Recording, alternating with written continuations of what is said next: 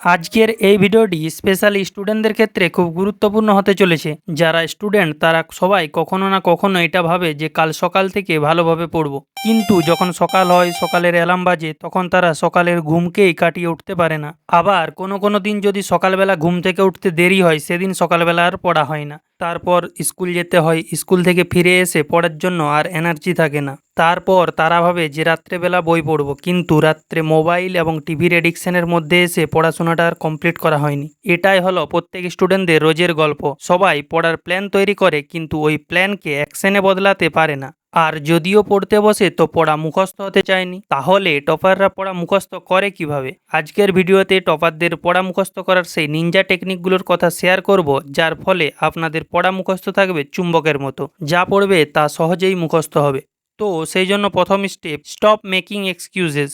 অজুহাত দেওয়া বন্ধ করতে হবে। পড়তে বসার আগে বেশিরভাগ স্টুডেন্ট বিভিন্ন অজুহাত দেখায়। এখন নয়, পরে পড়বো, আজকে নয়, কালকে পড়বো। মনে রাখবেন, কাজ ততক্ষণই বেশি কঠিন যতক্ষণ না আপনি কাজটি শুরু করছেন। শুরু করলে কাজ সহজ। যেমন ধরুন, আপনি সকালে দৌড়াতে যাবেন। আপনার কাছে সকালবেলা ঘুম থেকে ওঠাটাই কষ্টকর, কিন্তু দৌড়ানোটা নয়। সেই রকম পড়তে বসাটাই কষ্টকর, পড়া মুখস্থ করাটা নয়। তাই রুটিন অনুযায়ী পড়ার সময় এলে সঙ্গে সঙ্গে পড়তে বসুন। আর পড়তে না বসলে পড়া মুখস্থ হবে কি করে? সবসময় একটা কথা মনে রাখবেন, এখন নয় তো কখনো নয়। 2 নম্বর step, make a note sheet before study. অনেক স্টুডেন্ট আছে যারা পড়তে বসার আগে কনফিউজ হয়ে যায় যে কি পড়তে হবে, কি পড়বে বুঝে উঠতে পারে না। সেই জন্য পড়তে বসার আগে সুন্দর একটা নোটশিট তৈরি করতে হবে। সেই নোটশিটের মধ্যে এখন যেগুলো পড়তে হবে সেইগুলো পরপর ধাপে ধাপে লিখে নিতে হবে। এতে কি পড়া এখন করতে হবে তার জন্য একটা ক্লিয়ার ধারণা পাবে। নোটশিটের মধ্যে যেগুলি পড়ার কথা বলা হয়েছে সেগুলি কমপ্লিট না হওয়া পর্যন্ত কখনো পড়া ছেড়ে ওঠা যাবে না। 3 number step, create a good environment for study. এইরকম অনেক ছাত্রছাত্রী আছে যারা যেখানে সেখানে পড়তে বসে যায়, কিন্তু সত্যি কি যেখানে সেখানে বসে পড়া যায়? উত্তরটা হলো না। পড়ার জন্য একটা ভালো পরিবেশ প্রয়োজন। পড়ার পরিবেশ যদি ঠিকঠাক না হয়, তাহলে কিন্তু সহজে পড়া মুখস্থ করা যায় না। ভালো পরিবেশ মানে যে জায়গাটায় পড়তে বসবেন সেই জায়গাটা থাকবে সুন্দর, পরিষ্কার পরিচ্ছন্ন, বইপত্র থাকবে সুন্দরভাবে গোছানো, শান্ত পরিবেশ থাকবে রুমের মধ্যে, বাইরের কোনো আওয়াজ আসবে না। যখনই পড়তে বসবেন সবসময় চেষ্টা করবেন চেয়ার টেবিলে পড়তে বসার। অনেক ছাত্রছাত্রী একটা ভুল করে, যখন তারা পড়তে বসে তখন তারা একসঙ্গে 3-4টা সাবজেক্টের বই এবং 2-3টি খাতা নিয়ে পড়তে বসে। এর ফলে একটি সাবজেক্ট পড়তে পড়তে সেই সাবজেক্টের কোনো একটি পড়া কঠিন লাগলে মন তখন আলাদা কোনো সাবজেক্টের দিয়ে ছুটে যায়।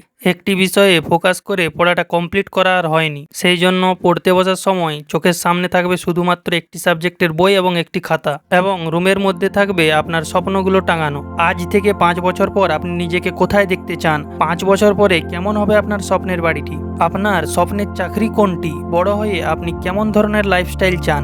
এই জিনিসগুলোর ছবি যখন আপনি পড়তে বসবেন যেমন আপনার চোখের সামনে থাকে, তাহলে পড়ার জন্য আপনি একটা মোটিভেশন খুঁজে পাবেন। 4 নম্বর স্টেপ, ডোন্ট শো অফ। কিছু কিছু ছেলে মেয়ে আছে যারা পড়াশোনা করে শুধুমাত্র লোক দেখানোর জন্য। দেখুন, পড়াশোনাটা শো অফ করার জিনিস নয়। তারা আসলেই বোকা, কারণ তারা হয়তো জানে না যে সমাজ কারো উন্নতি দেখতে পারে না। তাই এরকম অভ্যাস থেকে দূরে থাকতে হবে। আর সবসময় মনে রাখতে হবে, আমি পড়ছি আমার উন্নতির জন্য, আমার স্বপ্ন পূরণের জন্য। তাই লোক দেখিয়ে পড়ার দরকার নেই। তাই পড়ার সময় বেশি চিৎকার না করে মিডিয়াম গলার স্বর রেখে পড়তে হবে। Number 5, break down long note into short step. মনে করুন আজকে একটা বড় নোট মুখস্থ করতে হবে, তো প্রথম কাজ হবে সেটাকে বেশ কয়েকটা ছোট ছোট ভাগে ভাগ করে নেওয়া। ঠিক যেমনভাবে আমরা কোনো কঠিন কাজকে ছোট ছোট ভাগে ভাগ করে নিয়ে সেটাকে সহজভাবে কমপ্লিট করি, ঠিক সেই রকমভাবেই বড় কোনো নোট মুখস্থ করার ক্ষেত্রে প্রথমে পুরো নোটটা ভালোভাবে পড়ে নিতে হবে। তারপর সেটার মানে বুঝে সেটাকে 3-4টা ধাপে ভাগ করে নিতে হবে। তার ফলে ওই 3-4টা স্টেপ খুব সহজভাবে মুখস্থ করা যাবে, যার ফলে সম্পূর্ণ বড় নোটটাও খুব সহজভাবে মুখস্থ হয়ে যাবে।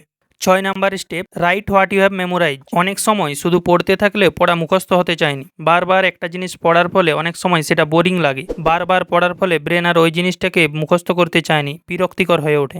এই জিনিসটাকেই ইন্টারেস্টিং বানানোর জন্য অথবা পড়া সহজেই মুখস্থ করার জন্য মুখস্থ করার মাঝে মাঝে সঙ্গে সঙ্গে লিখতে হবে। তারপর ওই লেখাটি চেক করে নিতে হবে কোথাও ভুল রইল নাকি।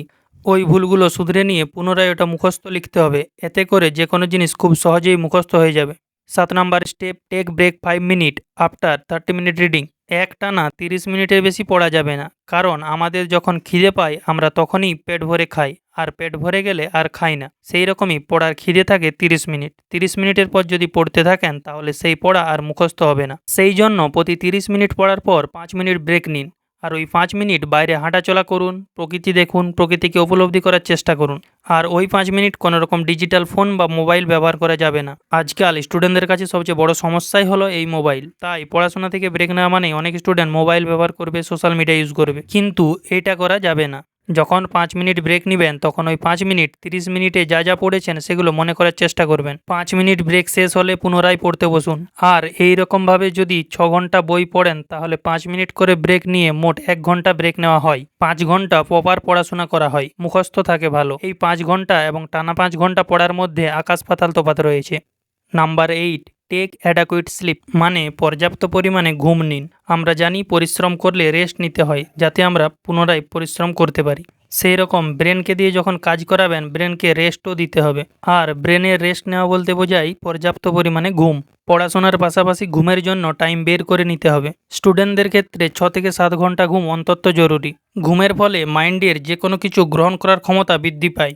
ঘুমের সময় ব্রেন শান্ত থাকে, মানে অ্যাক্টিভ বেশি হয়। ঘুম থেকে উঠে ফ্রেশ হয়ে যদি পড়তে বসা হয় সেই সময় পড়া মনে থাকবে সহজেই। সর্বশেষ পয়েন্ট যেটা, সেটা হলো মাইন্ড কন্ট্রোল, মানে মনকে কন্ট্রোল করে পড়াশোনার দিকে আগ্রহ বাড়াতে হবে। মনকে কন্ট্রোল করতে যদি না পারা যায় তাহলে পড়া কিন্তু সহজে মুখস্থ হতে চাইবে না, মনের মধ্যেই সব কিছু। তাই মনকে কিভাবে কন্ট্রোল করতে হয় সেটার উপর একটা আলাদা ভিডিও তৈরি করা আছে, সেটা চাইলে তোমরা ভিডিওটি দেখে নিতে পারো। এই স্টেপগুলো তোমরা যদি ফলো করতে পারো তাহলে আশা করি পড়া মুখস্থ করার ক্ষেত্রে আর কোনো সমস্যা থাকবে না।